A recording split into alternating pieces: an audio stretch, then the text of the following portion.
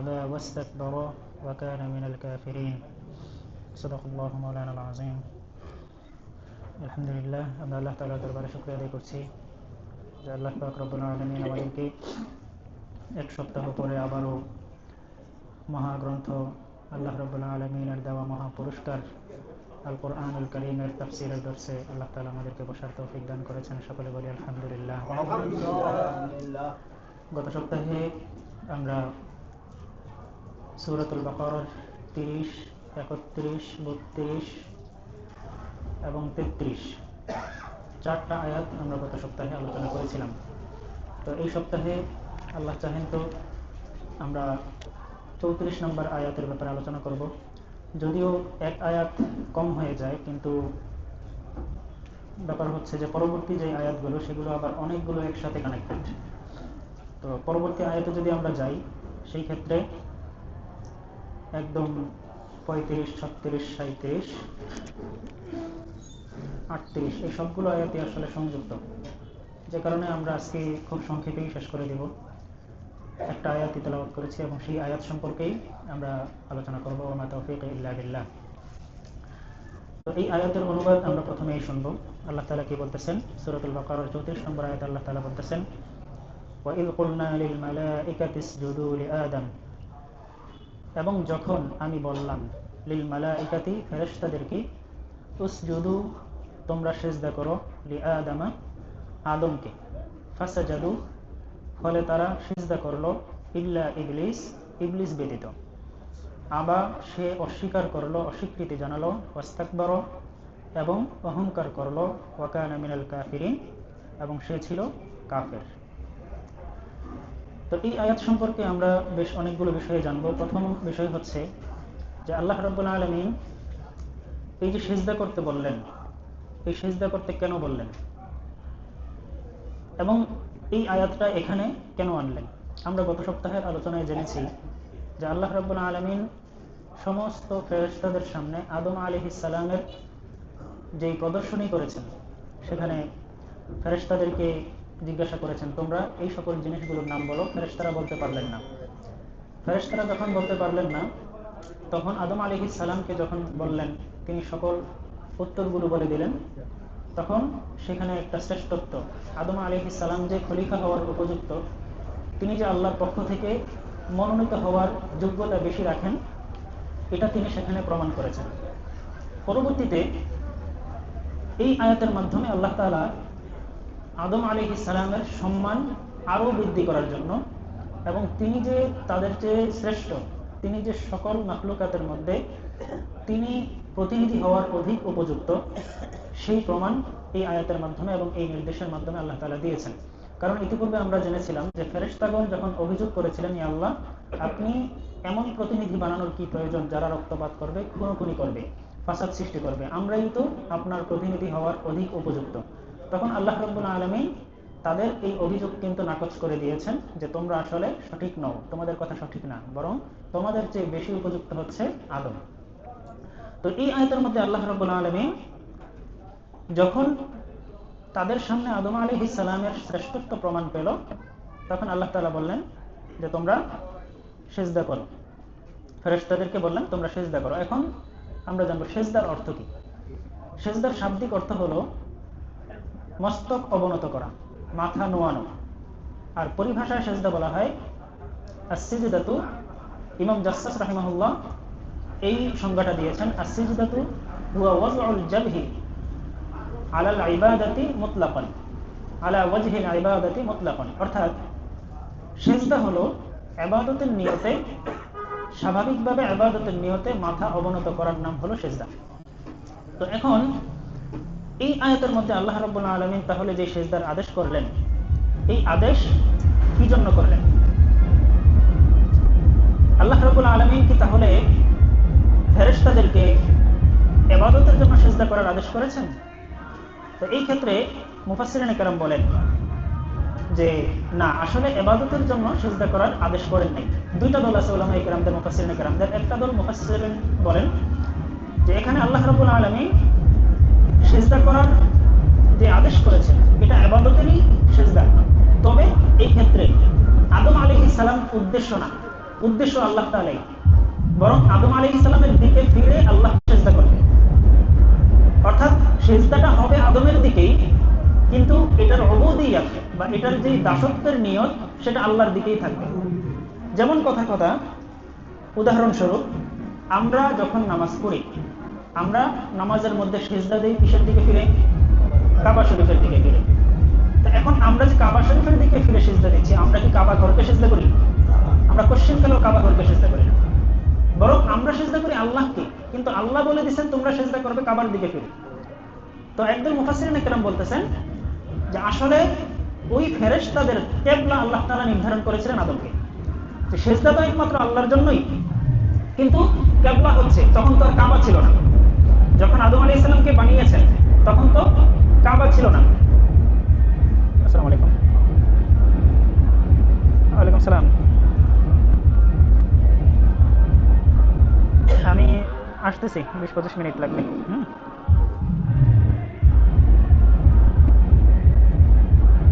আচ্ছা ঠিক আছে। তো মুফাসসিরিনে কেরাম বলতেছেন যে ওই সময় তো আর কাবা ছিল না। কাবার আগে আবার কিন্তু ইমানদারদের কিবলা ছিল বাইতুল মুকাদ্দাস। এটা আমরা জানি যে রাসূলুল্লাহ সাল্লাল্লাহু আলাইহি ওয়াসাল্লাম মক্কি জীবন এবং মাদানী জীবনের প্রায় 16 থেকে 17 মাস তিনি এবং সাহাবায়ে কেরাম মুসলমানরা সকলে নামাজ পড়েছেন কোন দিকে ফিরে?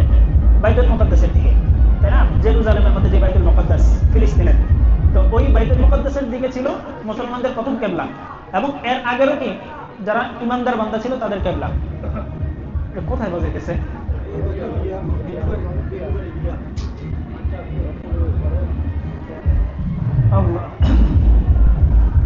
এখন ইমানদারদের কিবলা ওইদিকে ছিল, কিন্তু যখন আল্লাহ রাব্বুল আলামিন আদম আলাইহিস সালামকে বানিয়েছেন তখন তো কোনো কিবলা এরকম ছিল না, বাইতুল মুকাদ্দাস ছিল না, কাবা শরীফও ছিল না। এইজন্য আল্লাহ রাব্বুল আলামিন হযরত আদম আলাইহিস সালামকেই সমস্ত মাখলুকাতের কিবলা বানিয়ে দিয়েছেন, যে তোমাদের কিবলা হচ্ছে এখন আদম, তোমরা সিজদা করো, সিজদা আমাকেই করবা, কিন্তু কিবলা হচ্ছে আদম। এই কথা বলেছেন মুফাসসিরিন কেরাম, এবং এটা খুবই যুক্তিযুক্ত কথা।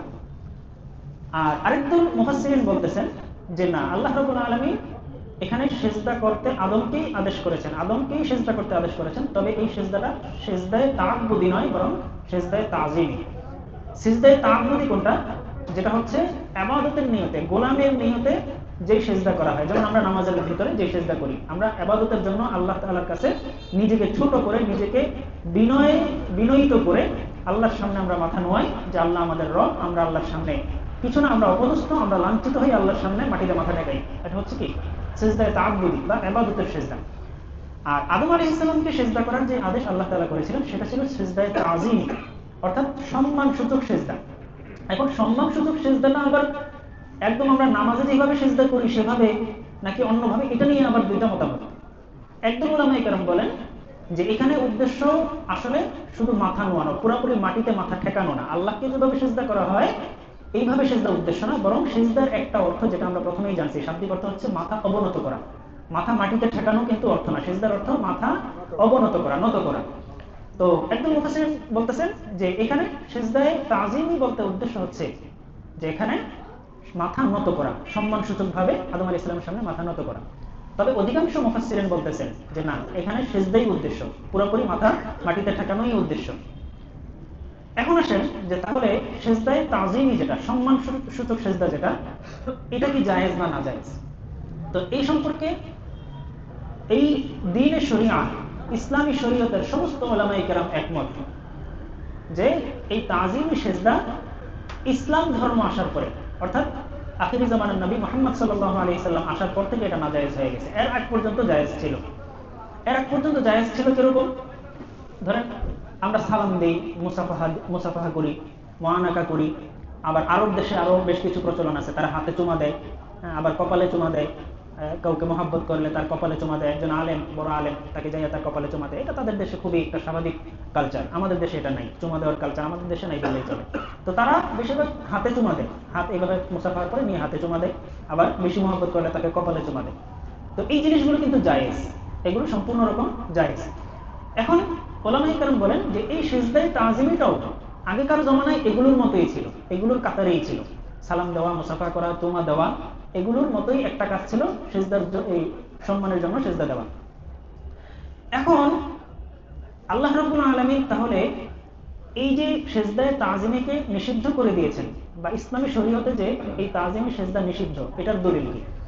এটার দলিল হইল হযরত মুআয বিন জাবাল রাদিয়াল্লাহু তাআলা আনহু, তিনি একবার সিরিয়াতে গেলেন। সিরিয়াতে গিয়ে দেখলেন সেখানে ইহুদিরা এবং অন্যান্য ধর্মাবলম্বীরা তারা তাদের ধর্মের যে সমস্ত নেতা আছে, আলেম আছে, তাদেরকে তারা সেজদা করে, তাদেরকে সম্মান জানায়, সেজদা করে। তিনি ফিরে এসে রাসূলুল্লাহ সাল্লাল্লাহু আলাইহি ওয়াসাল্লামকে বলেন, ইয়া রাসূলুল্লাহ, আমরা তো সিরিয়াতে গিয়ে দেখলাম যে তারা তাদের ধর্মগুরুদেরকে সেজদা করে, তো আপনি তো, যদি তারা এরকম ছোটখাটো নেতাদেরকে সেজদা করতে পারে, ধর্মগুরুদেরকে সেজদা করতে পারে, আপনি সর্বশেষ জমানার সর্বশ্রেষ্ঠ রাসূল, আপনি তো সেজদা পাওয়ার সবচেয়ে বেশি উপযুক্ত। তখন রাসূলুল্লাহ সাল্লাল্লাহু আলাইহি ওয়াসাল্লাম উত্তরে বললেন, শোনো মুআজ, পৃথিবীতে যদি কোনো মানুষকে সেজদা করার অনুমোদন থাকতো, তাইলে আমি অনুমোদন দিতাম একমাত্র স্ত্রী তার স্বামীকে সেজদা করবে। অর্থাৎ রাসূলুল্লাহ সাল্লাল্লাহু আলাইহি ওয়াসাল্লাম বুঝিয়েছেন যে এই অনুমোদন নাই, যদি থাকতো আমি স্ত্রী স্বামীকে সেজদার অনুমতি দিতাম, কিন্তু নাই বিদায় আমি কাউকে সেজদার অনুমতি দিচ্ছি না। এমনইভাবে আরো বহু হাদিস দ্বারা প্রমাণিত যে এই সেজদায়ে তাজিমি ইসলাম ধর্মের মধ্যে সম্পূর্ণ রকম নাজায়েজ। এবং আমাদের দেশের এক শ্রেণীর ভাইরা যারা সুন্নি দাবি করেন নিজেদেরকে, বেদাতি বলে আমরা যাদেরকে পরিচয় দিই, ওনারা কিন্তু ওই যে বিভিন্ন মাজারে গিয়ে সেজদা করেন, বিভিন্ন পীরের সামনে সেজদা করেন। ওনাদের দলিল হইল এই আয়াত, ওয়াইদ কুলনা লিল মালাইকাতি ইসজুদু লিআদামা ফাসাজাদু ইল্লা ইবলিস। আদমকে আল্লাহ সেজদা করতে বলছেন, তাজিমি সেজদা, সম্মানের সেজদা। তো আদম আলাইহিস সালামকে যেহেতু করতে পারছে, আমরা আমাদের পীর বাবাকে করলে কি সমস্যা? বলেন নাউজুবিল্লাহ। তো এই দলিল ধোপে টিকবে না, এই দলিলের কোনো ভ্যালু নাই। কেন? কারণ সর্বসম্মত মতামত, উলামায়ে কেরামের ইজমা, যে এই তাজিমি সেজদা ইসলাম ধর্মের মধ্যে জায়েজ নাই, হারাম। এখন আসেন যে তাহলে তাজিমি সেজদা করলে সেটা কি শিরিক হবে না হারাম হবে? এই মাসালাটা একটা সূক্ষ্ম মাসালা, এটা খুব ভালোভাবে মনে রাখবেন। এই মাসালাটা হলো যে কোনো ব্যক্তি যখন কোনো মানুষকে সেজদা করে, মানুষকে অথবা অন্য কোনো জিনিসকে যখন সেজদা করে, যদি এই সেজদাটা সে তাজিমের নিয়তে করে, ইবাদতের নিয়তে না করে, সেটা হবে হারাম, সেটা হবে মারাত্মক ধরনের কবিরা গুনাহ, কিন্তু সেটা শিরিক না, কুফুর না। তবে এটাকেও অনেকে কুফুরের পর্যায়ে বলেছেন, কিন্তু সরাসরি এটা কুফুর না। কিন্তু যদি তার মনের ভিতরে নিয়ত থাকে ইবাদতের, একটু আগে আমরা সেজদার সংজ্ঞা জেনেছি, পারিভাষিক সংজ্ঞা, যে ইবাদতের নিয়তে মাথা মাটিতে ঠেকানো, তাইলে যদি এই নিয়ত তার ভিতরে থাকে, তাইলে সরাসরি এর সাথে সাথে কাফের হয়ে যাবে, তার স্ত্রী তালাক হয়ে যাবে, তাকে নতুন ভাবে কালেমা পড়ে আবার মুসলমান হইতে হবে। এখন যে সমস্ত ভাইয়েরা সেজদা দেয়, এই যে ব্যাখ্যা বিশ্লেষণ করে যে আমরা তাজিমে সেজদা দিচ্ছি, তাআব্বুদে সেজদা দিচ্ছি না, সম্মানের সেজদা দিচ্ছি, ভাই এই সম্মানের সেজদার, ইবাদতের সেজদার পার্থক্য কয়জনে জানে? এই পার্থক্যটা তো জানে যারা আলেম, যারা লেখাপড়া কিছু করছে, কিন্তু এই কাজ যারা করতেছে তাদের 99% মানুষই তো জানে না যে কোনটা সেজদায় তাআব্বুদি, কোনটা সেজদায় তাজিমি, কোনটা সম্মানের, কোনটা ইবাদতের। এটা তো 99% মানুষ জানেই না। তাইলে অবশ্যই সে নামাজে যে সেজদা দেয় সেখানেও একই সেজদা সে দিতেছে, ঠিক না? একই সেজদা সে সেখানে দিতেছে। অতএব এইভাবে সেজদা দিলেও তার ঈমান সরাসরি চলে যাবে, সে কাফের হয়ে যাবে। আর যদি কেউ বুঝে শুনে, হ্যাঁ, তাজিমি এবং তাআব্বুদি এর পার্থক্য জেনে যদি সে সেজদা দেয়, তাহলেও সে মারাত্মক ধরনের কবিরা গুনাহের অংশীদার হবে। এটা হলো মাসালা। দ্বিতীয় একটা বিষয় এখানে আসেন যে আচ্ছা, আগেকার ধর্মে এই সম্মানজনক সেজদা জায়েজ ছিল, এখন না জায়েজ কেন করা হইল? এই প্রশ্নের জবাবে মুফাসসিরিনে কেরাম বলেন যে আসলে পূর্ববর্তী জমানায় অনেক কিছু জায়েজ ছিল, যেগুলো এই জমানায় আইসা নাজায়েজ করে দিয়েছেন আল্লাহ তাআলা। কেন করে দিয়েছেন? এটার কারণ হচ্ছে যে পৃথিবীর ইতিহাস ঘাটলে দেখা যায় যে অনেক জায়েজের জায়গা থেকে মানুষ শিরিকের সূচনা করছে। মানুষ শিরিক শুরু করছে অনেক জায়েজ কাজ থেকে। যেমন কথার কথা, ছবি আঁকা এটা কিন্তু একসময় জায়েজ ছিল। যেমন আল্লাহ তাআলা সুলাইমান আলাইহিস সালাম সম্পর্কে আয়াতের মধ্যে বলেন, ইয়ামালুনা লাহু মা ইয়াশাউ মিন মাহারিবা ওয়া তামাথিলা, যে জিনেরা সুলাইমান আলাইহিস সালামের জন্য কাজ করত শ্রমিক হিসেবে। তারা কি কি কাজ করে দিত? ওনার জন্য মেহরাব বানাইতো এবং ছবি আঁকতো। জিনেরা সুলাইমান আলাইহিস সালামকে ছবি আঁকা দিত। তো এই আয়াত দ্বারা বোঝা যায় সুলাইমান আলাইহিস সালামের জমানায় ছবি আঁকা জায়েজ ছিল। এখন এই জায়েজ কাজ যখন ছিল, মানুষ তখন এই ছবি আঁকতে বিভিন্ন আকৃতি বানাইতে একটা সময় এরকম পর্যায়ে গেল যে তারা তাদের যে সমস্ত ওলিয়া উলিয়া ছিলেন, অথবা যে সমস্ত নবী ওলি ছিলেন, অথবা অনেক বুজুর্গ ব্যক্তি ছিলেন, সম্মানী ব্যক্তি ছিলেন, তারা তার ছবি আঁকা রেখেছিল স্মৃতি হিসাবে। ওই ছবিকে তারা সম্মান করতো যে এটা আমাদের অনেক বড় ব্যক্তিত্ব। আমরা তো এই সমস্ত সিনারি আমরা দেখছি, এই যে শেখ মুজিবের ছবিকে কিভাবে পূজা করা হইতো, তাই না? প্রথমে বানাইছিল সম্মান করে, সম্মানের জন্য বিভিন্ন স্ট্যাচু বানাইতো, এরপরে আস্তে আস্তে এটা কিন্তু এই পূজার পর্যায়ে চলে গেছিল। বিভিন্ন স্কুলে দেখছি আমরা ভিডিও যে ছাত্রীরা এইভাবে পূজা করতেছে।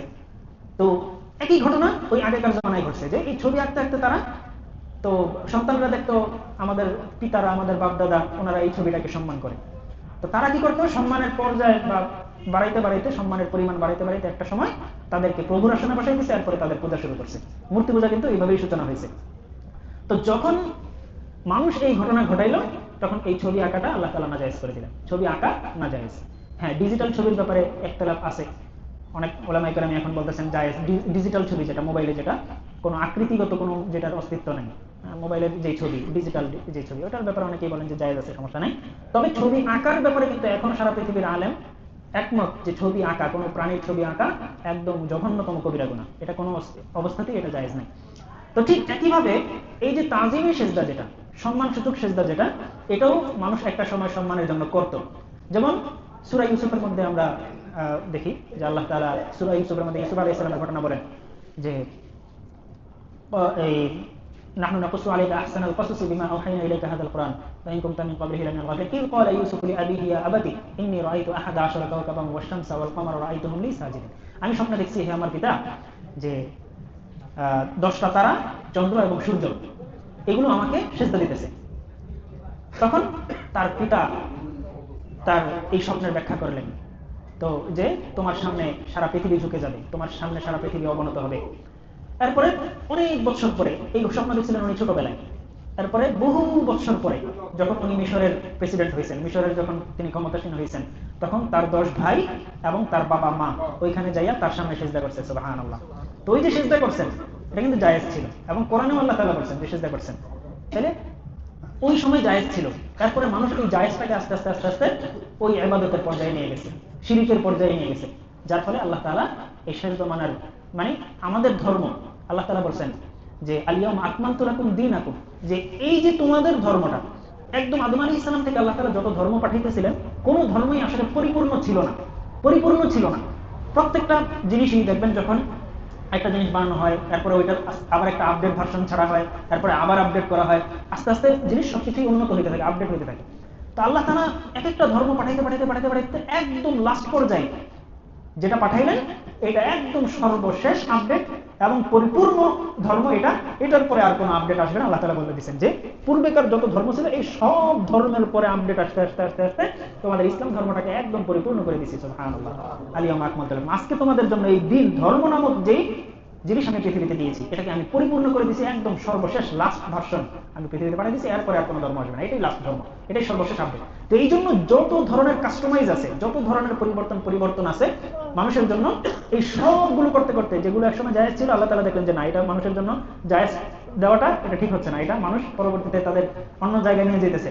তো আল্লাহ তাআলা কি করলেন, সর্বশেষ ভার্সনে আইসা, সর্বশেষ পরিপূর্ণ যে ভার্সন ধর্মের দিলেন, ওটার মধ্যে আইসা একদম শিরকের সম্ভাবনা আছে যে সমস্ত কাজগুলোতে, ওইগুলো টোটালি শাটডাউন করে দিয়েছেন, ওগুলো টোটালি ক্লোজ না, শিরকের ধারে কাছেও যাতে মানুষ যাইতে না পারে, একদম কঠোরভাবে আল্লাহ তাআলা কি করছেন, সিল মেরে দিয়েছেন যে না, এই কাজগুলো করবেই না, এগুলো করলে তখন শিরকের কাছে চলে যাবে। এই জন্য আল্লাহ তাআলা কি করছেন, এই সেজদা, তারপরে তাজিমে সেজদা বলেন, সম্মানসূচক সেজদা বলেন, এগুলো নাজায়েজ করে দিয়েছেন, ছবি আঁকা নাজায়েজ করে দিয়েছেন। এরকম আরো অনেক বিষয় আছে যেগুলো জায়েজ ছিল, পরবর্তীতে আল্লাহ তাআলা এই ইসলাম ধর্মে নাজায়েজ করে দিয়েছেন।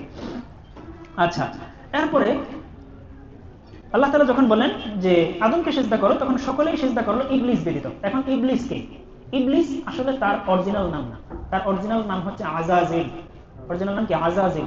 বাঙালিরা বলে আজাজিল। হ্যাঁ, আসলে শব্দের আজাজিল না, আযাজিল, তার আসল নাম হচ্ছে আযাজিল। এখন এই আযাজিল, তাকে ইবলিস কেন বলা হয়? এই ইবলিস শব্দটা আসে আল ইবলাসু থেকে, আবলাসা ইবলিসু শব্দের অর্থ হচ্ছে নিরাশ হয়ে যাওয়া, হতাশ হয়ে যাওয়া, কোনো বিষয়ে একদম নিরাশের পর্যায়ে চলে যাওয়া। তো আল্লাহ তাআলা এই ইবলিসের নাম ইবলিস এই জন্য রাখছেন যে সে আল্লাহর রহমত থেকে নিরাশ হয়ে গেছে, হতাশ হয়ে গেছে। হ্যাঁ, সে যে আল্লাহর রহমত পাইতে পারে এটা থেকে সে নিরাশ, একদম চিরতরে নিরাশ হয়ে গেছে। এই জন্য আল্লাহ তাআলা তার নাম দিয়েছেন কি? ইবলিস। আসলে তার নাম কি? আযাজিল। এখন আসেন যে ইবলিস তাহলে ফেরেশতাদের অন্তর্ভুক্ত নাকি অন্য জাতি, এই সম্পর্কে আবার মুফাসসিরিনে কেরামের কয়েকটা মতামত আছে। একটা মতামত হইল যে ইবলিসও ফেরেশতাদেরই অন্তর্ভুক্ত, সেও ফেরেশতাদের জাতির।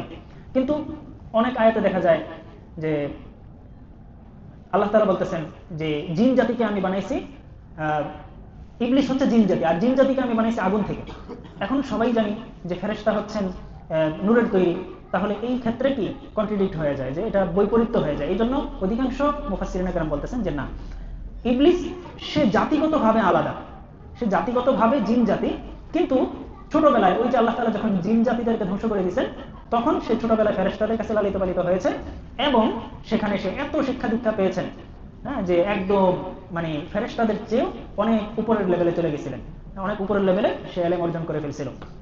তো যার ফলে তার সম্মান ফেরেশতাদের মধ্যে অনেক বেশি ছিল। তো এখন আল্লাহ তাআলা যখন বলছেন যে ফাসাজাদু ইল্লা ইবলিস, সকলেই সিজদা করছে ইবলিস ব্যতীত, এই হিসাবে সে ফেরেশতাদের অন্তর্ভুক্ত ছিল। এখানে মুস্তাসনা মিনহুর বেশ কিছু বিষয় আছে, এই নাহুর বা আরবি ব্যাকরণের, সেই বিষয়গুলো আপনাদের সামনে বলতেছি না, কারণ এগুলো আপনারা বুঝবেন না। তো ওই নাহুর পরিভাষায় মুস্তাসনা মানে একই জিনিস থেকে মুস্তাসনা মিনহু করাটা বা না যায়, মানে ভিন্ন জিনিস হইলে, তো এখানে করা হয়েছে। আচ্ছা, যাই হোক, ওই আলোচনাটা স্কিপ করি, এটা আসলে মাদ্রাসার ছাত্র ছাড়া এটা বুঝবে না। তো এখন মুফাসসিরিনে কেরাম সংক্ষেপে বলি যে মুফাসসিরিনে কেরাম বলতেছেন যে সে ফেরেশতাদের অন্তর্ভুক্ত ছিল, কিন্তু সত্তাগতভাবে সে জাতিগতভাবে সে ভিন্ন জাতির ছিল, কিন্তু সেও ফেরেশতাদের অন্তর্ভুক্তই ছিল। এই জন্য আল্লাহ তাআলা যখন ফেরেশতাদেরকে বলছেন সিজদা করো, তখন সেও ওই আদেশের মধ্যে অন্তর্ভুক্ত ছিল। হ্যাঁ, এই কথা বলার সুযোগ নাই, আল্লাহ তো ফেরেশতাদেরকে না সিজদা করতে বলছেন, ইবলিসকে তো আর বলেন নাই, তাহলে ইবলিস সিজদা করে নাই ঠিকই করছে, এই কথা বলার সুযোগ নাই। কেন? কারণ সেও ফেরেশতাদের অন্তর্ভুক্তই হয়ে গেছিল। আবার কেউ কেউ বলছেন, কোন কিছু মুফাসসিরিনে কেরাম বলছেন যে সে তার সত্তাগত দিক থেকে ফেরেশতা ছিল, মানে তার আত্মাটা ছিল ফেরেশতার, কিন্তু তার বডিটা ছিল আবার জিনদের। মানে এরকম কথাও কিছু কিছু মুফাসসির বলছেন যে তার আত্মা আত্মিকভাবে অর্থাৎ সত্তাগতভাবে সে ছিল ফেরেশতা, কিন্তু তার দৈহিকভাবে তার গঠনগতভাবে সে ছিল কি আগুনের তৈরি। আবার ইবনে আব্বাস রাদিয়াল্লাহু তাআলা আনহু থেকে এরকম একটা তাফসীর পাওয়া যায় যে আল্লাহ তাআলা যত ফেরেশতা বানিয়েছেন, এই ফেরেশতাদের আবার দুইটা জাত। এক জাতের ফেরেশতা যারা নূরের তৈরি, ওনারা কোনো বংশ বিস্তার করেন না। আবার আরেক জাতের ফেরেশতা আছেন যারা বংশ বিস্তার করেন, অর্থাৎ যাদের সন্তান আছে, স্ত্রী সন্তান আছে, হ্যাঁ, এরকম ফেরেশতারও একটা প্রজাতি আছে। তো এই জিন হচ্ছে এই যে সমস্ত ফেরেশতারা বংশ বিস্তার করেন তাদের অন্তর্ভুক্ত, এরকম একটা তাফসীরও পাওয়া যায়। এখন ইবলিস যখন অস্বীকার করলো, আবা ওয়াস্তাকবার, সে অস্বীকার করলো এবং অহংকার করলো, সিজদা করতে সে অস্বীকৃতি জানালো। সে কেন অস্বীকৃতি জানালো? সে বলল যে না, আদম আমার চেয়ে দামি না, আদম আমার চেয়ে দামি না, আমি তার চেয়ে দামি, আমি কেন তার সামনে সিজদা করব? এই কথা বলে সে অস্বীকৃতি জানাইছে। কেন অস্বীকৃতি জানাইলো? ইস্তিকবার, সে অহংকার করছে। এখন ইস্তিকবার এবং তাকাব্বুর এবং ইস্তিকবার এই দুইটা শব্দ প্রায় কাছাকাছি, কিন্তু দুইটার মধ্যে পার্থক্য আছে। তাকাব্বুর আমরা বাংলাতেও ব্যবহার করি, যে সে তাকাব্বুরি লোক, তাকাব্বুর করে, অহংকার করে। তাকাব্বুর অর্থ কিন্তু অহংকার, কিন্তু ইস্তিকবার অর্থ অহংকার। তাহলে পার্থক্য কি? পার্থক্য হইল যে তাকাব্বুর এর অর্থ হচ্ছে স্বাভাবিকভাবে অহংকার করা। মানে অহংকার কাকে বলে, এটারও আবার একটা সংজ্ঞা আছে। তাকাব্বুর অর্থ অহংকার করা। অহংকার কাকে বলে? অন্যকে নিজের চেয়ে নিকৃষ্ট মনে করা। তাকাব্বুরের অর্থ হচ্ছে কি? অন্যকে নিজের চেয়ে নিকৃষ্ট মনে করা, নিজেকে উৎকৃষ্ট, অন্যকে নিকৃষ্ট, এটার নাম হচ্ছে কি? তাকাব্বুর, অহংকার। তাহলে ইস্তিকবার কি? ইস্তিকবার হইল যে এই অহংকার করাটা নিজের জন্য উপযুক্ত মনে করা। আমি যে অহংকার করতেছি এটা আমার উপযুক্ত, আমি ঠিকই বলতেছি। অনেক মানুষ এরকম আছে যে আমি বেটা এই করছি, আমি সেই করছি। এখন সে এই করছে সেই করছে বলতেছে, কেন? সে মনে করতেছে যে এটা আমার বলার অধিকার আছে, যেহেতু আমি বলছি, আমি করছি, তাই না? যেহেতু আমি এই কাজটা করছি, এমন বড় কাজ করে ফেলছি, এই কাজ করে ফেলছি, সেই কাজ করে ফেলছি, এখন সে এটা বলতেছে, বেটা জানোস আমি কি কি করছি, আমি এই করছি সেই করছি। এখন এই করছি সেই করছি সে যে বলতেছে, সে একে তো অহংকার করতেছে, দ্বিতীয়ত সে আবার ইস্তেকবারও করতেছে। মানে অহংকারকে নিজের জন্য বৈধ মনে করতেছে, যে এই অহংকারটা আমার জন্য বৈধ, আমি করতেই পারি, আমি বলতেই পারি, যেহেতু আমি করছি, আমার হক আছে, আমার অধিকার আছে বলার, আমি করছি যেহেতু বলবো। এই যে এই জিনিসটা, এটা আরো মারাত্মক ধরনের অহংকার। তাইলে তাকাব্বুরের চেয়ে আরো ভয়ঙ্কর পর্যায়ের অহংকার যেটা, সেটা হচ্ছে ইস্তেকবার। তো ওই ইবলিস ইস্তেকবার করছে, সে অহংকারের উঁচু লেভেলের অহংকার করছে, যে আমি ঠিকই বলতেছি, আমি যেটা বলতেছি ঠিকই বলতেছি, আমি আসলেই আদমের চেয়ে দামি, আমি এত বছর আল্লাহর ইবাদত করছি, এত বছর ইলম শিখছি, আর সে মাত্র আসছে, উইরা এসে 2 বছরে। হ্যাঁ, এই ছিল তার অভিযোগ, তার দাবি, তার যুক্তি। তো এই যুক্তি দিয়ে স্বীকার করছে আল্লাহর রহমত থেকে সে বঞ্চিত হয়ে গেছে, আল্লাহ তাআলা তাকে তাড়াই দিয়েছেন, ওয়াকানা মিনাল কাফিরিন, আর সে হয়ে গেছে কাফেরদের অন্তর্ভুক্ত। এই কথার দ্বারা, আল্লাহ তাআলার এই অবাধ্যতার দ্বারা সে কাফের হয়ে গেছে। এই যে কাফের হয়েছে কি আসলে আদমকে সিজদা না করার দ্বারা না, আল্লাহর আদেশ সে অমান্য করার দ্বারা। এখানে আরেকটা মাসালা আমরা জেনে রাখি, আল্লাহ তাআলার কোনো আদেশ কেউ যদি না মানে, কোনো আদেশ না মানলে সেটা তার কবিরা গুনাহ হয়, সেটা তার জন্য অনেক শাস্তির কারণ হয়, কিন্তু সে কাফের হয় না। কিন্তু এখানে দেখতেছি আমরা সে কি করছে, কাফের হয়ে গেছে। আল্লাহ তাআলা বলতেছেন যে ইবলিস সে এই নির্দেশ অমান্য করার দ্বারা কাফের হয়ে গেছে। তাহলে আমরা জানি যে আল্লাহ তাআলা বলছেন নামাজ পড়তে, এখন কোনো ব্যক্তি নামাজ পড়ে নাই, তাহলে সে কাফের হয়েছে? কাফের হয় নাই, সে কিন্তু মুসলমানই আছে, কিন্তু নামাজ না পড়ার কারণে সে গুনাহের ভাগীদার হয়েছে।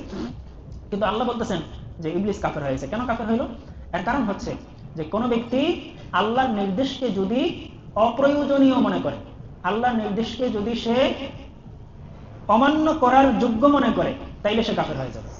যেমন কোনো ব্যক্তি নামাজ পড়ে নাই, কিন্তু তার মধ্যে এই অনুভূতি আছে যে না, নামাজ পড়তে হবে, আল্লাহর আদেশ, এটা নামাজ পড়তে হবে, পড়াটা ফরজ, এই ঈমান যার মধ্যে আছে সে মুসলমান থাকবে। কিন্তু যে ব্যক্তি এই হিসেবে নামাজ পড়ে না, যে নামাজের দরকার নাই, তার ঈমান থাকবে, সে কাফের হয়ে যাবে। তাইলে এই একই ঘটনা ঘটছে ইবলিসের ক্ষেত্রে। ইবলিস সিজদা করে নাই, ওই যে একটু আগে বললাম যে ইস্তিকবার করছে, সে অহংকারকে এবং আল্লাহর হুকুমকে অমান্য করাটাকে সে নিজের জন্য উপযুক্ত মনে করছে, নিজের জন্য সে যথার্থ মনে করেছে যে না, আমি আল্লাহর আদেশকে অমান্য করতেছি, এটা ঠিকই আছে, এটাই যুক্তিযুক্ত কাজ, কেন আমি বেশি দামি, আমি মূল্যবান। তাহলে এই যে সে আল্লাহর নির্দেশ অমান্য করাকে সে যুক্তিযুক্ত মনে করেছে এবং এটাই হওয়া উচিত এমনটা মনে করেছে, এই কারণে সে কাফের হয়ে গেছে। অতএব এটা একটা মূলনীতি যে যে ব্যক্তি আল্লাহর কোনো নির্দেশ এমন বিশ্বাস নিয়ে অমান্য করবে যে এই আদেশটার দরকার নাই। আল্লাহ তাআলা বলছেন ইল হুকমু ইল্লা লিল্লাহ, হ্যাঁ, বিধান হবে একমাত্র আল্লাহ। রাষ্ট্র পরিচালনা থেকে শুরু করে সমস্ত পারিবারিক সামাজিক রাষ্ট্রের সমস্ত আইন হবে কার? কথা বলেন, আইন হবে কার? আল্লাহ। এখন কোনো ব্যক্তি যদি মনে করে যে বাংলাদেশের যে প্রেক্ষাপট, এই প্রেক্ষাপটে আসলে শরিয়া শাসন উপযুক্ত নয়, বলেন নাউজুবিল্লাহ। আল্লাহর শরিয়া শাসন মানে কি? আল্লাহর শাসন, তাই না? আল্লাহর বিধান। বাংলাদেশের সংবিধান পরিচালনার জন্য আল্লাহর বিধানটা উপযুক্ত না। যেমন আমরা এই রিসেন্টলি অনেক নেতা খেতাদের এরকম বক্তব্য আমরা শুনতে পাই যে আমরা শরিয়ায় বিশ্বাসী না। ওনারা কেন বিশ্বাসী না, এটাও ওনাদের এক্সপ্লেনেশন আছে, ওনাদের ব্যাখ্যা আছে যে কেন আসলে আমরা শরিয়ায় বিশ্বাসী না। ওনাদের বিশ্লেষণ হচ্ছে যে বাংলাদেশের যে প্রেক্ষাপট, বাংলাদেশের মানুষের যে চালচলন বা বাংলাদেশের মানুষের যে চাওয়া পাওয়া, এগুলোর সাথে আসলে শরিয়া শাসন যায় না, শরিয়া শাসন বাংলাদেশের মানুষদের জন্য উপযুক্ত না। এটাই তো তাদের ব্যাখ্যা, তাই না? এটাই তাদের ব্যাখ্যা। তাইলে দিন শেষে আপনি একটু ভেবে দেখেন যে তাহলে কোথায় জায়গায় এই মশলাটা মিলতেছে? এই একই জায়গায় কিন্তু এই মশলাটা মিলতেছে যে তারা আল্লাহর বিধানকে মানুষের জন্য উপযুক্ত মনে করতেছে না। তাইলে তারা ইমানদার আছে না কাফের হয়ে গেছে? স্পষ্ট ভাবে ভাই, কুফরে বাওয়াহ যেটাকে বলা হয়, স্পষ্ট কুফরি এটা। হ্যাঁ, শরিয়া শাসন আমরা কায়েম করতে পারতেছি না। আমরা ক্ষমতায় গেলে শরিয়া শাসন কায়েম করব কি করব না, এই প্রশ্নের জবাবে যদি কেউ বলে আমরা করব না, স্পষ্টভাবে বলে দেয়, তাহলে তার ইমান থাকবে না। এটাই হচ্ছে উলামায়ে কেরামের মতামত। কিন্তু সে যদি অন্তত ঘুরায় ফিরেও বলে যে আসলে সম্ভব না, যদি এইভাবেও বলে যে শরিয়া শাসন তো আসলে সম্ভব না, তবে আমরা চেষ্টা করব, আমরা চেষ্টা করব, করার জন্য চেষ্টা করবো যতটুকু পারি, হয়তো পুরো পারবো না, কিন্তু চেষ্টা করবো, তাও কিন্তু সে ইমানদার আছে, ঠিক না? কিন্তু যদি বলে যে না, শরিয়া শাসন আমরা বিশ্বাসী না, শরিয়া শাসন আমরা কায়েম করব না, বাংলাদেশের যেই আইন আছে এটাই বাংলাদেশের জন্য যথেষ্ট, তাইলে তার ঈমান সাথে সাথে চলে যাবে। এটা স্পষ্ট ফতোয়া। যাই হোক, আল্লাহ রাব্বুল আলামিন আমাদেরকে সমস্ত ধরনের কুফরি থেকে, সমস্ত ধরনের শিরক থেকে আল্লাহ তাআলা আমাদেরকে হেফাজত করুন। اللهم صل على سيدنا نبينا وشفيعنا وحبيبنا مولانا محمد صلى الله عليه وعلى اله وصحبه وبارك وسلم. الحمد لله رب العالمين والصلاة والسلام على أشرف المرسلين. ربنا ظلمنا أنفسنا وإن لم تغفر لنا وترحمنا لنكونن من الخاسرين. يا رب العالمين أشهد أن ما